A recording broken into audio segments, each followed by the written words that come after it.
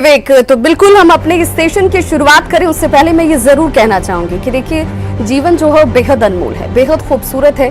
इसमें ups and downs भी आते हैं, परेशानियां भी आती हैं और इन परेशानियों का समाधान भी है। तो आपको जीवित रहना है, आपको उस समाधान की तरफ देखना है, उस रोशनी की तरफ देखना है जो आपको अपने देते हैं, आपके साथ जुड़े लोग देते हैं, आपके अभिभावक देते हैं। अपनी इस चर्चा की शुरुआत में हमारे साथ जो 3 विशिष्ट मेहमान जुड़ रहे हैं, जो रंगमंच के बड़े कलाकार जुड़ रहे हैं, वो परिचय के मोहताज नहीं है, क्योंकि उन्होंने अपनी विधाओं में, अपने अपने क्षेत्रों में अपनी एक अलग पहचान बनाई है, एक अपनी अमिट छाप छोड़ी है और इस छाप के साथ ही आज वो बिहार का प्रतिनिधित्व करते हैं। मेरा पहला सवाल खुद मनोज तिवारी जी से होगा, जो कि एक बीजेपी के सांसद हैं, राजनेता हैं, वहां पर भी उनकी मजबूत पकड़ है, कलाकार भी हैं और इस कलाकार से मेरा सवाल है। मनोज जी, कलाकार को अपने कलाकार के लिए दर्द होता है। आज इस सेशन में जब मैं पहला सवाल आपसे पूछ रही हूँ, इस सेशन का नाम ही हमने दिया है कि बॉलीवुड में बिहारी बेगाने क्यों हैं। सुशांत की मौत के बाद ये सवाल बहुत प्रखर है, बहुत तेज है और इस सवाल का जवाब भी जरूर मिलना चाहिए। आपसे मेरा सवाल कि क्यों है, ये दर्द क्यों है?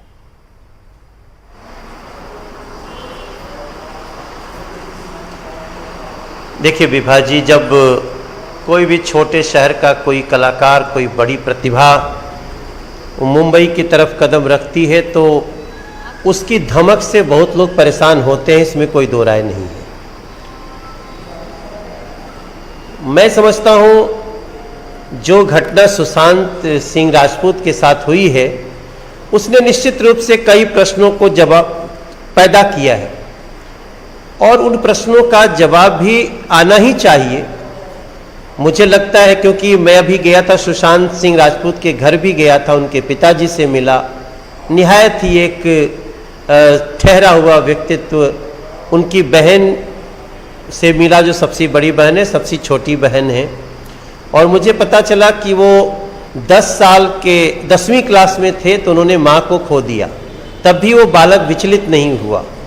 तो आज इतने बड़े फलक पे आने के बाद उसका इस तरह से टूट जाना, ये बहुत सारे सवालों को जन्म देता है और इसका जवाब ढूंढना ही चाहिए।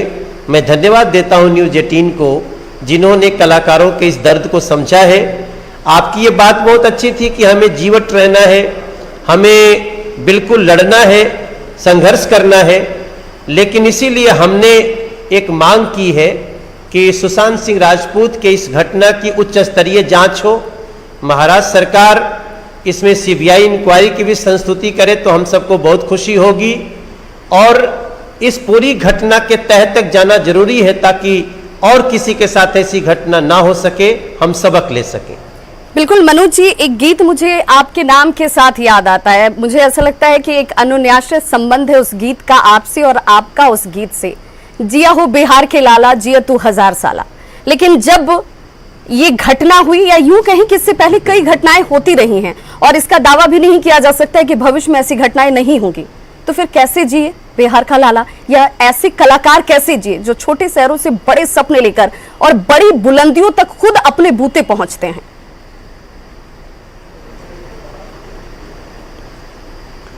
देखिए, मैं समझता हूं आज जो फिल्म इंडस्ट्री के लोग हैं, जिनको उनको थोड़ा एहसास होना चाहिए। सवाल जिस पे भी उठा है, सवाल तो लाजमी है, क्योंकि हमें पता चला है कि 6 फिल्में अचानक रातों रात उससे छीन ली जाती हैं, सुशांत सिंह राजपूत से। और फिर ये कहते हुए मुझे और भी मैं सामयिक हो जाता हूं, क्योंकि धोनी फिल्म को हम ही लोगों ने प्रोड्यूस किया है। हमारे ब्रदर इन लॉ हैं अरुण पांडे, जिन्होंने फिल्म को प्रोड्यूस करी, हमारे परिवार ने प्रोड्यूस किया है। तो हमने तो सुशांत को एक बड़ा मौका भी दिया और उसने प्रूव किया।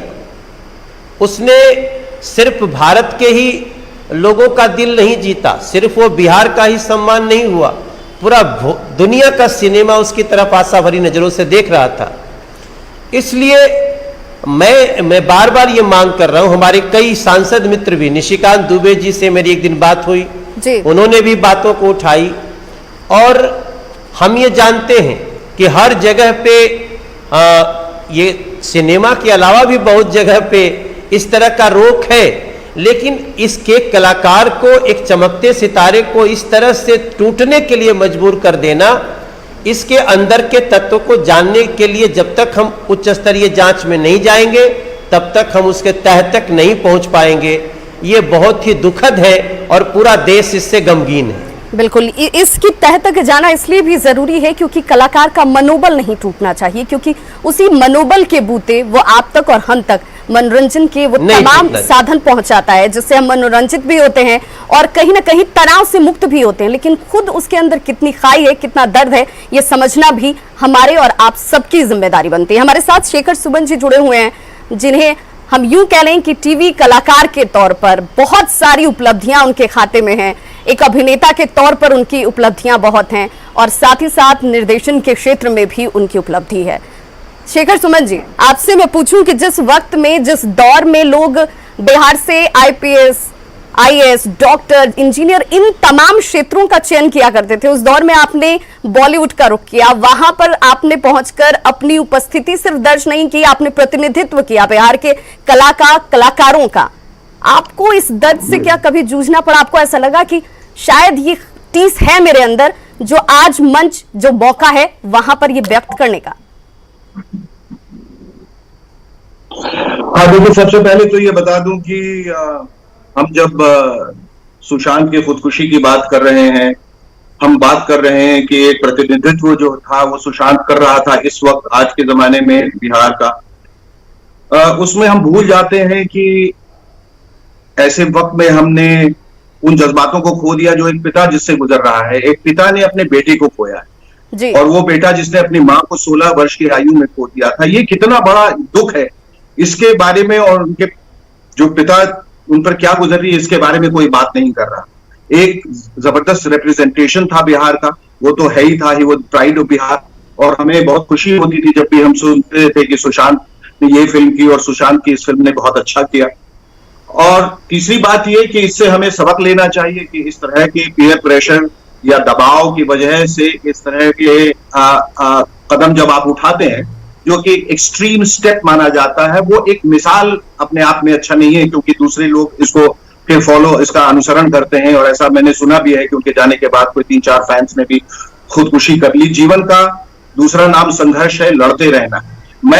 और जिस नेपोटिज्म की बात होती रही है हमारी फिल्म इंडस्ट्री में, दरअसल वो नेपोटिज्म शब्द जो है वो बिल्कुल एक गलत शब्द है। जिसने भी इसकी शुरुआत की है शायद उनको मालूम नहीं कि नेपोटिज्म का क्या मतलब है। नेपोटिज्म का मतलब होता है भाई भतीजावाद, यानी और खास तौर पे सरकारी महकमों में जब कोई किसी को सुपरसीड करके या किसी पद या आसन पे बिठा दिया जाता है जिसके वो लायक नहीं है अपने भतीजे को, तो वो नेपोटिज्म होता है।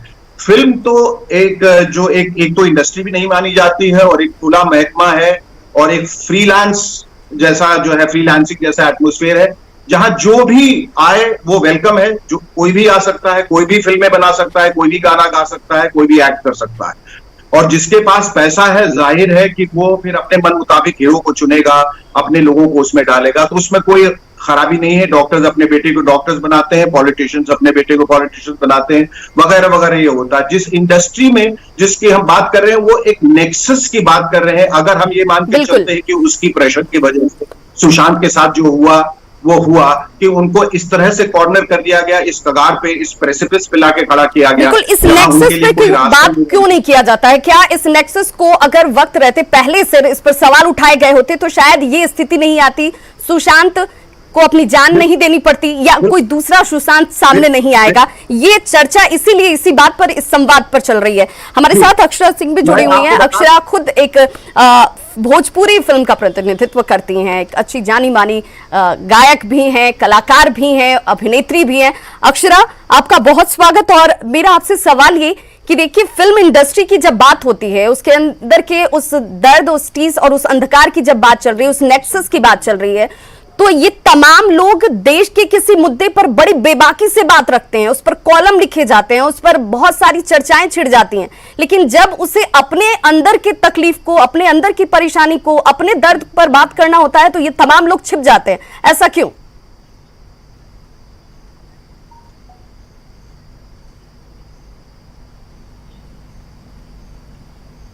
अक्षरा, अब तक मेरी आवाज पहुंच रही है?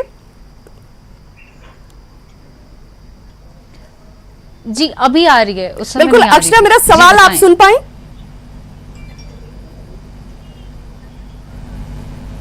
नहीं सुना।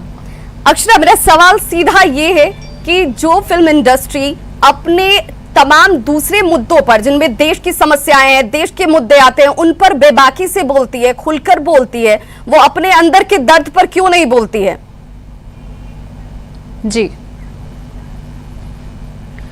जी, मेरे ख्याल से एक डिप्लोमेटिक जोन चलता है जिसमें ये लोग खुल के नहीं बोल पाते हैं, जबकि बोलना चाहिए। ज्यादातर लोग वो कहते हैं ना कि नेपोटिज्म वाली बात आ जाती है, तो लोग रिएक्ट करना उचित नहीं समझते हैं मेरे ख्याल से, और मुझे लगता है कि इस पर बोलना चाहिए। किस बात का डर होता है, किस बात का उन्हें डर होता है कि देखिए अगर हम खुलकर बोलेंगे तो लाइमलाइट में आ जाएंगे, जो नेक्सस है वो नेक्सस मुझे अपॉर्चुनिटीज नहीं देंगे?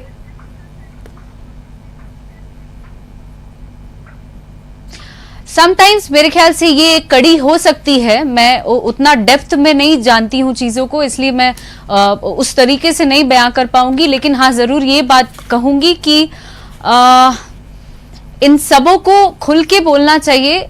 शायद काम की वजह से कि भाई काम नहीं मिलेगा, एक जो गुटबाजी होती है जस्ट बिकॉज वो काम नहीं देगी या वो डोमिनेट करेंगे या हम ट्रोल होना शुरू हो जाएंगे, may be because of that.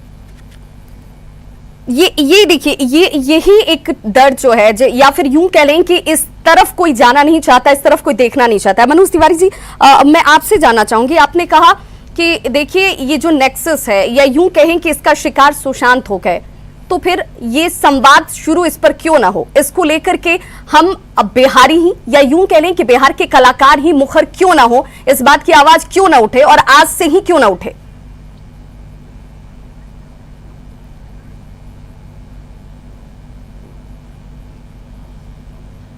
Manoj ji, हूं कि अभी आवाज अच्छे से उठी है। हमने तमाम बड़े बड़े कलाकारों को देखा, ये आवाज उठ रही है और हमने भी आवाज लगाई है, लेकिन ये सब कुछ आवाज उठाते समय एक बात से जरूर सावधान रहना चाहिए कि जैसा अभी शेखर सेन जी बोल रहे थे कि आत्महत्या किसी चीज का इलाज नहीं है, संघर्ष करना होगा। लेकिन ये भी सच्चाई है कि नेपोटिज्म का भाई भतीजावाद अर्थ है वो ठीक है, लेकिन भाई भतीजावाद से ज्यादा एक गुटबाजी अलग है। वो उस गुटबाजी के अंदर, उसके अंदर जब जाइएगा तो बहुत सारी चीजें आती हैं। वो सिर्फ भाई भतीजा तो अलग हो गया, कई नए लोग भी आते हैं जो टैलेंटेड होते हैं, जानबूझ के उनको दबाया जाता है। अब शेखर सेन जी का ही जो जिस तरह का ऑरा रहा है, तो उसमें भी इनको भी समस्याएं हुई होगी, हमें भी समस्या हुई है। हम हो सकता था और भी बड़ी मुकाम पाते, बट उसमें हम लोग कहीं ना कहीं, जैसा अभी अक्षरा बोल रही थी, वो कुछ तो बातें सत्य हैं। और अभी अच्छी बात यह है कि सब लोग बोल रहे हैं विभा, और जब सब लोग बोल रहे हैं, न्यूज 18 उठा रहा है, आज पूरा देश इसकी चर्चा कर रहा है, तो ये निश्चित रूप से बात सही जगह तक जाएगी, ऐसा हमारा विश्वास है। और मैं समझता हूं जिस तरह से कंगना रनावत ने बात उठाई है, जिस तरह से बहुत सारे सेल्फ डिपेंडेंट लोगों ने आवाज उठाई है, ऐसे नेक्सस के खिलाफ आवाज उठनी चाहिए। और हम आपको विश्वास दिलाते हैं, हम इस आवाज को दबने नहीं देंगे। बिल्कुल, ये बहुत जरूरी है कि अगर अन्याय हुआ है, कुछ गलत हुआ है या होता रहा है, तो उसको सहने की प्रवृत्ति से बाज आना चाहिए, उससे सहना नहीं चाहिए, क्योंकि उससे प्रबलता मिलती है, उन्हें बल मिलता है। शेखर सुमन से मेरा सवाल होगा, शेखर जी, आपने ट्वीट किया और ट्वीट में जिन शब्दों का चयन किया, जिसमें आपने कहा कि देखिए सो कॉल्ड शेर हैं जो कि इस वक्त बिल में घुस गए हैं चूहे बनकर, मैं चाहूंगी कि आप क्या उन लोगों का नाम सामने रखना चाहेंगे कि वो कौन से सो कॉल्ड शेर हैं जो चूहे की भूमिका में इस वक्त नजर आते हैं? क्योंकि नाम तो उजागर होगा तभी न्याय मिल पाएगा सुशांत को, या सुशांत जैसे उन तमाम लोगों को जिन्होंने अपनी जान गंवाई है। देखिए, मैं जिस गुट की बात कर रहा हूं, मैं गैंगिज्म की बात कर रहा हूं, नेपोटिज्म की बात नहीं कर रहा। नेपोटिज्म तो लागू होता ही नहीं, नेपोटिज्म का कोई मतलब नहीं। इससे गैंगिज्म है, एक कार्टेल है, एक सिंडिकेट है, और एक तरीके से कह लीजिए जो माफिया है जिसके पास पूरा कंट्रोल है, वही निर्धारित करता है कि किसको कितना आगे जाना है, किसको काम देना है, किसको नहीं देना। शेखर, इसी माफिया बैंड को तो तोड़ा था ना, तभी तो इंडस्ट्री का दर्जा दिया गया बॉलीवुड को। तो क्या आप मानते हैं कि जो सो कॉल्ड नाम पहले माफिया के तौर पर इंडस्ट्री में चलते थे, उसकी जगह अब दूसरे लोगों ने ले ली है? देखिए, इसमें अगर हम जब कहते हैं कि एक नेक्सस है या एक कार्टेल है, उसमें बहुत सारे लोग आते जाते रहते हैं, वो पावर इक्वेशन बदलता रहता है। ऐसे नहीं कि कुछ चंद लोग हैं, चंद चेहरे हैं, चंद नाम है। उसमें कुछ आउटसाइडर भी हैं जो छोटे शहरों से आते हैं, जो बड़े बन जाते हैं, वो भी इस कार्टेल में शामिल हो जाते हैं। उसका सीधा साधा रूल ये है कि आप हमारे चापलूस बन के रहिए, आप हमारे चाटुकार बन के रहिए, आप हमारी जी हजूरी करते रहिए, और हम जो कहते हैं शेखर, आपको उसको लगता है मानिए। कि अध्ययन सुमन भी इसी का शिकार हो गए क्या? बिल्कुल बिल्कुल 100% भी नहीं, 200%, और इसको इससे गुजरना पड़ा है। और मैंने कहा कि तब अगर ये इस आवाज क्यों इंडस्ट्री नहीं में उठाई आपने? शेखर आपने तब आवाज क्यों नहीं उठाई? तब आपके साथ लोग क्यों नहीं जुड़े? क्यों नहीं लोगों ने अपनी आवाज से आवाज मिलाई? क्योंकि अगर उस वक्त ये आवाज बुलंद हुई होती, जो आज कंगना ने एक चेन शुरू की है, ये तो हेड्स ऑफ है कंगना को, क्योंकि इस बात की तो सभी तारीफ कर रहे हैं, तो ये शुरुआत उस वक्त क्यों नहीं हो पाई? जी, आप शायद इस बात से अनभिज्ञ हैं कि इस बात को मैंने नहीं उठाई। इस बात को न सिर्फ अध्ययन ने और मैंने, बल्कि अलका मेरी पत्नी भी शामिल हुई थी, और हम सब ने ये आवाज उठाई थी, और हमें बहुत ही जिसे प्रताड़ित किया गया, हमें बहुत ही ट्रोल किया गया। और जब हमने ट्विटर में इसकी आवाज उठाई, कुछ ऐसे बेवकूफ जर्नलिस्ट भी थे जो चाटुकार थे, जो एक तरफ हो गए, उन्होंने कहा नहीं ये सब पब्लिसिटी के लिए की जा रही है, इनको फिल्म नहीं मिल रही है, इसलिए इस तरह से ये बात कर रहे हैं। हम ये बताना चाह रहे थे, और हमने बहुत कैटेगोरिकली ये कहा था कि उसको रोकने की कोशिश है, बल्कि मैं उन नामों से शायद वाकिफ भी हूं जो ये नाम जो है वो अध्ययन को रोकने की कोशिश कर रहे हैं। और अध्ययन की वजह से नहीं, वो मेरी वजह से, क्योंकि जब आप उस कार्टेल का हिस्सा नहीं बनते हैं और उसको अगर आप नुकसान नहीं पहुंचाते हैं, तो लोगों ने कहा चलो अब इसके बेटे को नुकसान पहुंचाते हैं, क्योंकि बाप के लिए सबसे ज्यादा दुख तो यही होगा जब बेटे को रोका जब बेटे को चोट लगती है। बिल्कुल, और ये दर्द आज ज्यादा महसूस कर रहा है पूरा देश, और बिहार के लोग खास तौर पर, जब सुशांत के साथ इस तरह का वाकया पेश आया है, और पिता पर क्या गुजर रही होगी ये शब्दों में बयान नहीं किया जा सकता है। अक्षरा, मेरा सवाल आपसे कि क्या मैं ये मानूं, या क्या इसे देश ऐसे देखे कि इसीलिए अभिनय को छोड़कर आपने गीत गाने की तरफ रुख किया, संगीत की तरफ रुख किया, क्योंकि आपको वहां पर वो उपलब्धि, वो मुकाम हासिल नहीं करने दिया जा रहा था?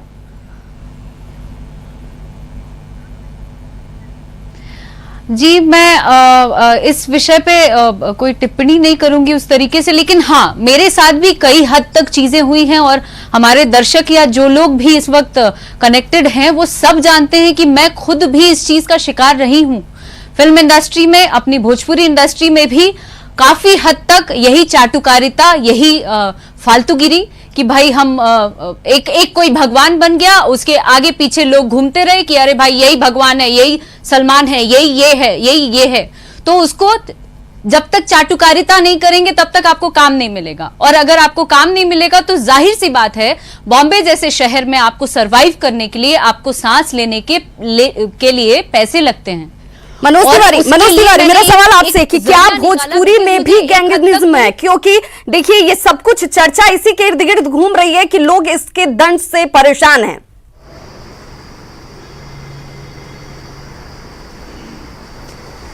नहीं, ये जो गैंगिज्म शब्द है ये बड़ा उपयुक्त है, और ये कहीं भी हो सकता है। इसको किसी भी एक इंडस्ट्री से बांधना ठीक नहीं है। यही तो जो शेखर भाई ने कहा, उनका वो विवेचना बिल्कुल सही है। गैंगिज्म है, लेकिन इस सारे चीजों में कैसे कोऑर्डिनेट करना है, ये भी टैलेंट के साथ साथ जरूरत पड़ती है। वरना देखिए, आज सोनाक्षी सिन्हा को एक मौका मिला तो छा गई ना। आज मनोज बाजपेयी को जो शोहरत मिलनी चाहिए उसको कहीं ना कहीं इंडस्ट्री ने दबाया ना। आज जिस प्रकार से और लोगों की चर्चा होती है, थोड़ा सा एक्टिंग कर दिया, और हमारे बिहार का एक मनोज बाजपेयी, शेखर सुमन, इन लोगों ने सारे रुकावटों के बावजूद अपना आसमान छुआ न। ऐसे बहुत सारे बिहार के लोग हैं जो बहुत टैलेंटेड हैं, और मैं न्यूज़ 18 को थैंक्स करता हूं, आपने इशू उठाया, क्योंकि जैसे शेखर भाई या और भी लोग, वो लोग कहीं कहीं हमको जरूरत होती है कि मीडिया भी हमारे साथ खड़ा हो। शेखर, आप इसे किस रूप में देखते हैं? क्या आपको भी लगता है कि देखिए ये सचमुच सिर्फ एक हिंदी फिल्म इंडस्ट्री की बात नहीं है, ये बॉलीवुड में भी है, ये तमाम दूसरी जगहों पर भी है, लेकिन अब ये आगे नहीं होगा, इस चीज को लेकर के ये संवाद? जी बिल्कुल, ये जरूरी है कि संवाद जो है वो जारी रहे। हम सब मिलकर इसके खिलाफ आवाज उठाते रहे। क्या होता है, कोई भी आंदोलन जब भी शुरू होता है, जब भी क्रांति शुरू होती है, तो पूरे पूरे लोग जो है उसके साथ आगे बढ़ते हैं। वो आवाज कहीं ना कहीं धीमी हो जाती है और वो नेक्सस जो है वो फिर सक्रिय हो जाता है। एक समय के लिए वो छिप जाता है क्योंकि एक आवाज जो है वो बुलंद हो जाती है, और फिर जैसे ही आवाज वो धीमी होती है, वो नेक्सस जो है, वो गैंग जो ऑपरेट करता है, जो एक काफी है, वो फिर से सक्रिय होता है। इसको ये आवाज सुशांत के साथ जो हुआ है- धीमी ना पड़े शेखर, ये आवाज धीमी ना पड़े, क्योंकि कंगना ने शुरुआत की है, लेकिन आखिर इसके वाहक तो तमाम लोगों को बनने पड़ेंगे ना। आज तो मुखर होना पड़ेगा, नाम लेना पड़ेगा कि किन की वजह से क्या हो रहा है, किन लोगों का नेक्सस है, ये तो प्रखरता अब आनी चाहिए ना। बिल्कुल, और लोग ट्विटर पे अब सामने आ रहे हैं, सोशल मीडिया पे लोग नाम लेके भी आ रहे हैं। मैंने कहा ये बहुत सारे नाम है, कोई एक नाम नहीं है, बहुत कई सारे लोग इसमें इन्वॉल्व हैं जो ये तय करते हैं। इसके आगे झुकना नहीं है। और मैं बार बार कहा कि मेरे सीने में ना सही, तेरे सीने में ही आग कहीं भी हो, लेकिन आग जलनी चाहिए। ये इस आंदोलन को हमें आगे ले जाना है। सुशांत के साथ जो भी हुआ वो बहुत गलत हुआ। सुशांत ने बल्कि जो किया, आई विश कि हम लोग उसको कह सकते थे कि ये रास्ता नहीं है, लेकिन उसको एक अंजाम देना बहुत जरूरी है। इट नीड्स अ क्लोजर कि उसके साथ क्या हुआ, क्यों हुआ, और कौन लोग जो इसके पीछे हैं। उन गुनाहगारों को जो कल्प्रिट्स हैं उनको सजा देना बहुत बहुत जरूरी है, वरना ये चलता रहेगा, लोग दबाते रहेंगे लोगों को। और इस तरह की आप देखिए, सुशांत ने इतना अच्छा काम किया अपनी पहली फिल्म में, अपनी डेब्यू फिल्म में काई पोचे, लेकिन अवार्ड के नाम पे उसे कुछ नहीं, ओंगे फोंगे बिल्कुल, रिकॉग्निशन बहुत जरूरी है, रिकॉग्निशन बहुत जरूरी है, क्योंकि यही तो कलाकार के मनोबल को उठाता है। और कलाकार चाहता क्या है। ऐसे में अक्षरा, मेरा सवाल आपसे है कि देखिए, आप ये कहती हैं कि भीड़ बहुत है इस इंडस्ट्री में, चाहे वो बॉलीवुड की बात कर लीजिए या फिर बॉलीवुड की बात कर लीजिए, लेकिन साथ खड़े लोग नहीं है, अपनापन नहीं है, वो प्यार नहीं है, सिर्फ दिखावा है। आखिर ऐसा क्यों?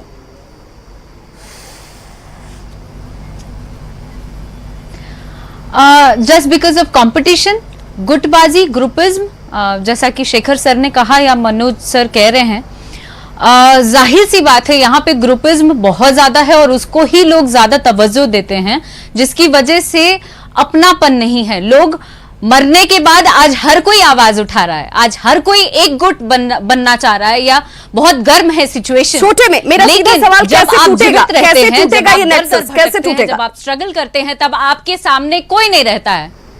कैसे टूटेगा ये नेक्सस?